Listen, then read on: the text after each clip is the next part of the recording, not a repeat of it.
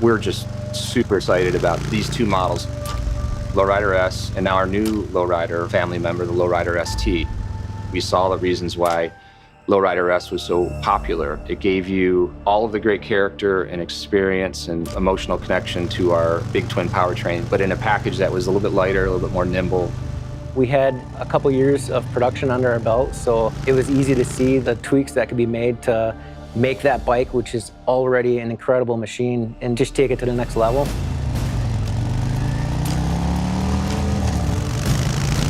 First look from far away, you know it's a Lowrider S. Just the stance, just the presence of it.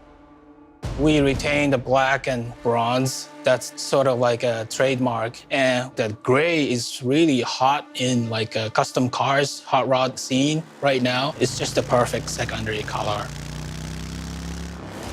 The bike performs exactly how it looks, that raw, unbridled feel to it. We bumped the 114 up to a 117. It's really big news for Lowrider S fans. The powertrain is putting out 125 foot-pounds of torque, so it's a noticeable kick in the pants. We've got the heavy breather intake, along with a new exhaust system. Lowrider S gets the 117, which is really cool, and that's the biggest motor that we have out of the box. We've also played with the location of the instrumentation and the suspension. We brought the bike up off the ground a little bit more to give it a little more lean angle. We've also taken the instrumentation and moved it from the console and the fuel tank and put it up into the rider's eyesight. And that's something that we heard directly from riders, that they wish they could had a little less movement in the neck and eyes to actually read the gauges of the motorcycle. If you think about the quintessential piece of DNA for modern Harley-Davidson, it's Lowrider S. So what's going to be the natural progression?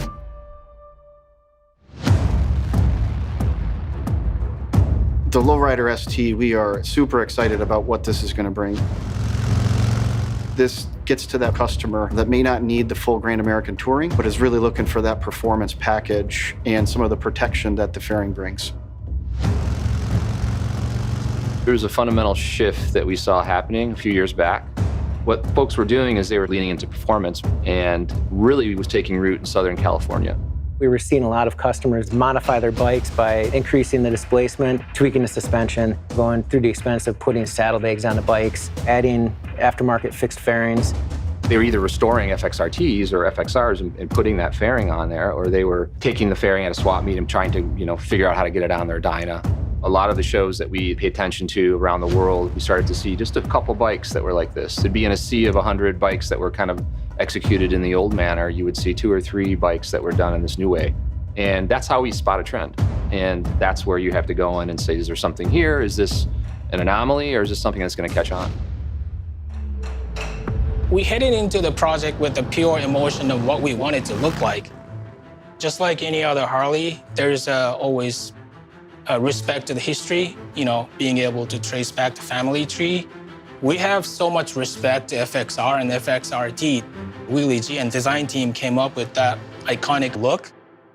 When I sketched this bike, this fairing in particular, I believe the bike deserves its own new identity, something more modern. This is a purpose-built fairing. The styling team really took their time to massage it to get it to the spot where you see it today. You've got the side ducts straddling the headlight, which is a direct throwback to the 80s FXRT. And through CFD simulation, the aerodynamic package that you've got on this vehicle is really dynamite. Lowrider S is a little more relaxed cruiser. This one, I wanted riders to be in charge of the bike, sitting on top of the bike rather than sitting in the bike. This is a true lightweight bagger. It's got the performance punch, that 125 foot-pounds of torque, and also comfortable on the long haul. The bike comes standard with cruise control. We wanted the tall suspension in the rear, and that was a 56mm shock. We did shift the saddlebags vertically 2 inches on a motorcycle compared to the Sport Glide, and you can remove the saddlebag in seconds.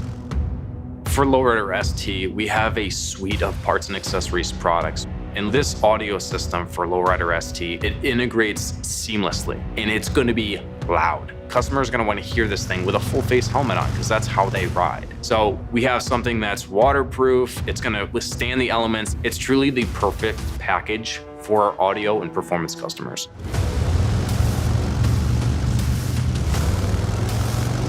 I still remember the excitement. First time we saw the bike, which was the mirror image of my sketch. When we stepped back and looked at the finished product, every single person that I saw walk by that bike just stopped in their tracks and had that wow moment. Like that's special. I think to some customers, this is going to be their version of touring. It's a new personality. It's a slightly new way to tour. If you live somewhere where you want to do some canyon carving or just some cruising, some performance riding, and a couple times a year you want to throw on some gear and head to Daytona or head to Sturgis or head to Fackersay, Lowrider ST is just a great choice. It's the perfect combination of performance and touring.